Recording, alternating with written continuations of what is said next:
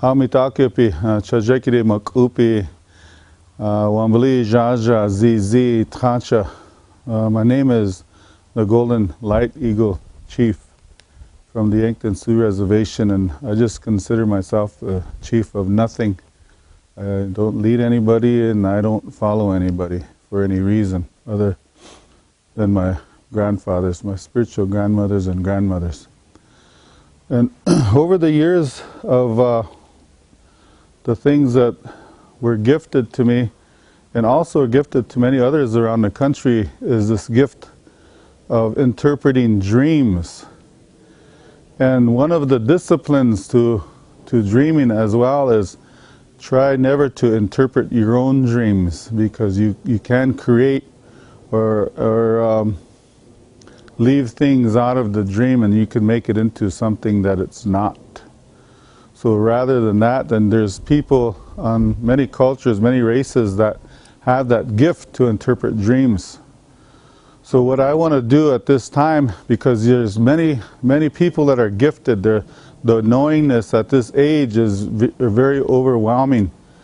And I want to share this dream with you, and maybe if you could help me, maybe you could write back and tell me what it means, because it's I don't know everything and neither does anybody else. We're all just a piece of the puzzle. We're all just a part of the hoop.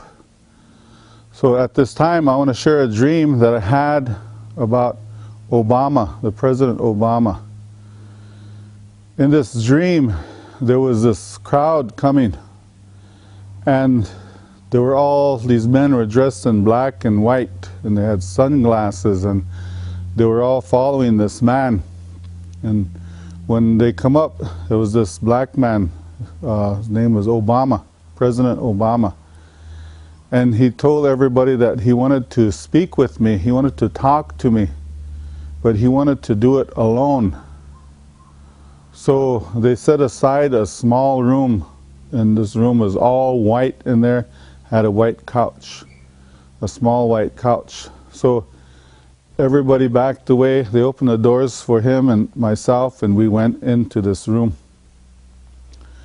And they closed the door. And my feelings at that time was very concerned for him in my dream. And when I sat down with him, I wanted to talk to him on a very a respectful level. That's the way I was feeling. And the first question I asked him was, how are you feeling? How are you doing?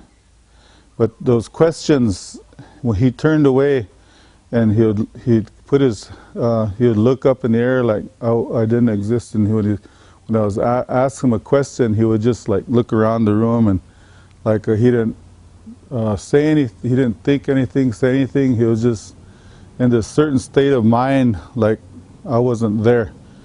And I was saying, what's the matter, President Obama?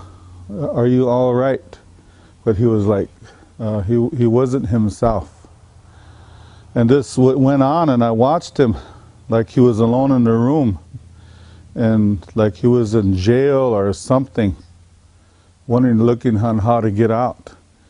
Then somebody knocked on the door, and they opened the door, and all the Secret Service, all these men in black and white, they said, time's up. So all the camera people came over, and he walked out first, and I stood at the door. And during this dream too, I was also a witness. I was two people. I was watching me and President Obama. I was at the same time, and I was watching him do this while I was sitting there talking to him. But when we came out of the room, he was like different. He was saying, oh, these Native Americans, I learned so much in there, just this small, this brief moment that I spent with the chief. It's been so wonderful, and we got to do this and do that for the Native Americans. And I just stared at what he was, stared at him, and it kind of perplexed me, like, and what is he doing? Because we didn't even speak to each other. I tried to speak to him, but there was nothing there. So that's where the dream ended. So if any of you out there have a gift, a concern, or a feeling, maybe you could share that with the comments of this video about President Obama.